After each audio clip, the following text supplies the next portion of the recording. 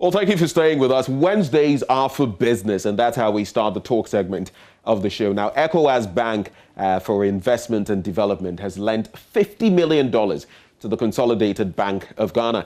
This is to commemorate the line of credit agreement signed by both banks on the 17th of May, 2021.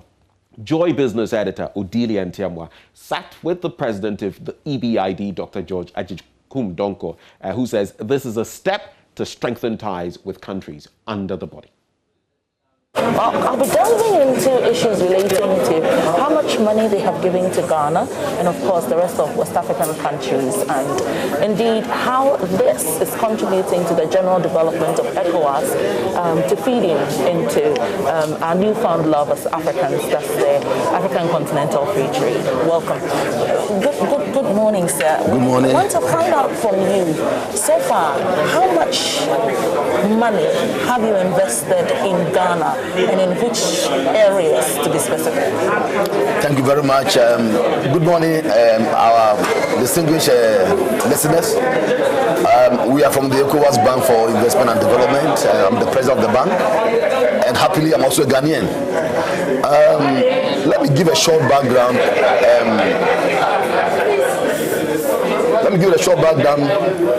Concerning the bank, and then I will directly respond to your question. The ECOWAS Bank for Investment and Development, as you may be aware, is the regional financial institution owned by the 15 ECOWAS member countries. It started as a fund in 1975 and 79. And in 1999, the Authority of Heads of State and Government formally transformed the fund into a bank. So since 1999, it has operated as a bank. The objective of the bank is to finance development projects and programs in the area of energy, in the area of education, health, hospitality, infrastructure, roads, and so forth and so forth. Let me just give an example. In Ghana here, let me just cite two examples of our projects so that you understand and appreciate what we do. In the area of hospitality, we co-finance the Kempinski Hotel with the African Development Bank and then Societe Generale. In the case of Marriott Hotel, we co-finance with the IDs of South Africa. I'm just giving you two examples of some of the projects we do. Currently, there's a big shopping mall going on in Kumasi, which is called the Garden City Mall.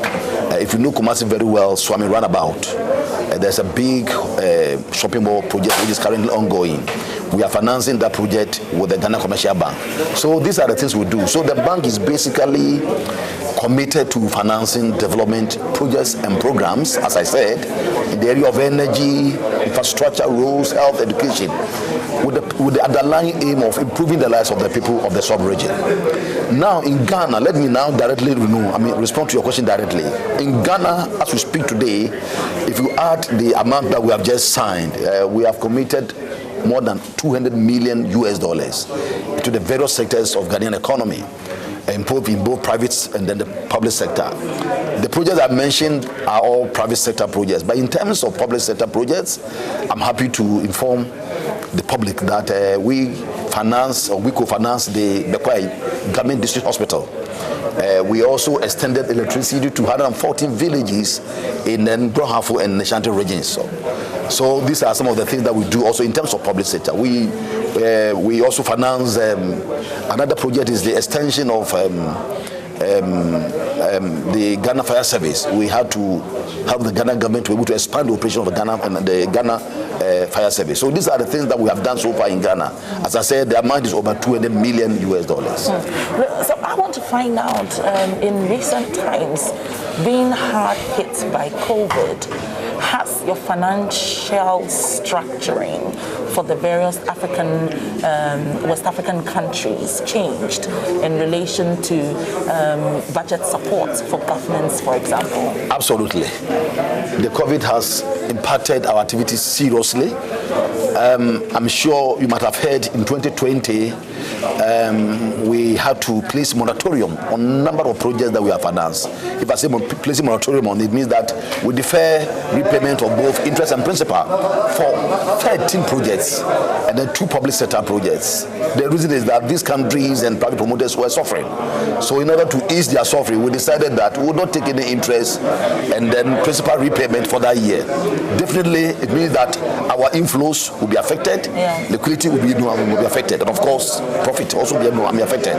So definitely, the COVID has had a serious impact. But I'm happy to note that the countries rather have not come up to support us. Let me cite an example of Nigeria. Nigeria is our largest shareholder. As we speak today, they have totally cleared their total contribution, that is in terms of the caught up capital of the bank. Côte d'Ivoire has also finished. And that's how much? That is about $30 million. Côte d'Ivoire, last week I was with President Ouattara of Côte d'Ivoire. Côte d'Ivoire has also totally liquidated its obligation towards the bank in terms of the payment of the caught up capital.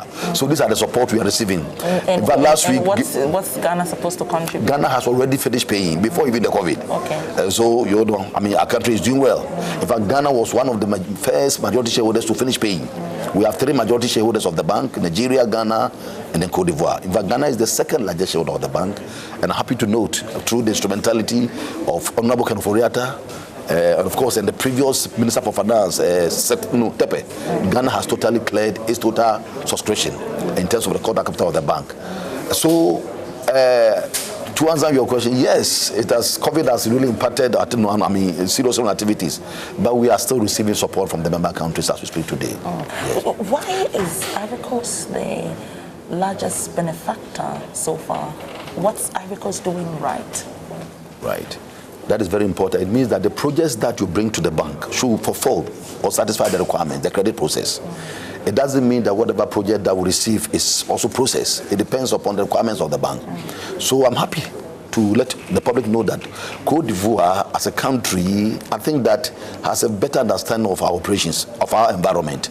And so the way they package their projects, they are always able to meet the financial requirements of the bank. And again, another reason I also give is that I think that they have established a very strong relationship with the bank.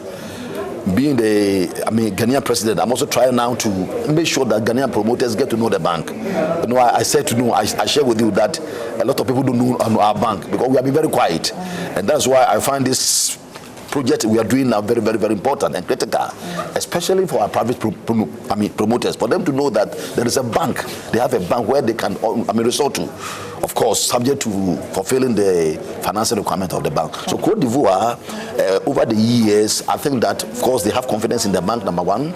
Number two, as I said, they package their request very well, in order to meet the financial requirement of the bank. And as we speak now, there is a project I want to establish now in all the member countries where we'll have a roadshow so that we'll be able to educate the promoters and the public about the financial requirements and what they are supposed to do in order to be able to meet our financial requirements. One of the key things that Africa struggles from is infrastructure, and when it comes to also the continental free trade, one of the key roadblocks for us will be infrastructure. What percentage of the funding expense do you do to the road sector, for example? Do you have any special regime for the road sector, for example? Right, we work hand in hand with the member countries. For example, in Ghana, you may ask, why are we signing this? We are signing this because the leadership, that the government of Ghana has declared 2020 and 2021 a year of rules. Quickly, as a bank, we need to be very smart and be very responsive to the needs of the countries at any time. So because the government of Ghana has declared 2020 and 2021 year of rules, we have to now also support the government of Ghana. And that's why the loan ceremony has taken place this morning, because the money will be geared towards rules. In the same way, looking at the national development plans of the various member countries, if we see that there is an area which meets our requirement, or which is in line with our mission, we quickly have that collaboration with that member country in order to be able to support them. So that's what we do. So we don't have any specific amount for any specific sector. It depends upon the plans of the country. That's the strategic plan and our mission also. So we take advantage of the strategic plans of the member countries or their national development plan, let me put it that way, and then we also go in to assist the member country depending upon the area that they're looking at.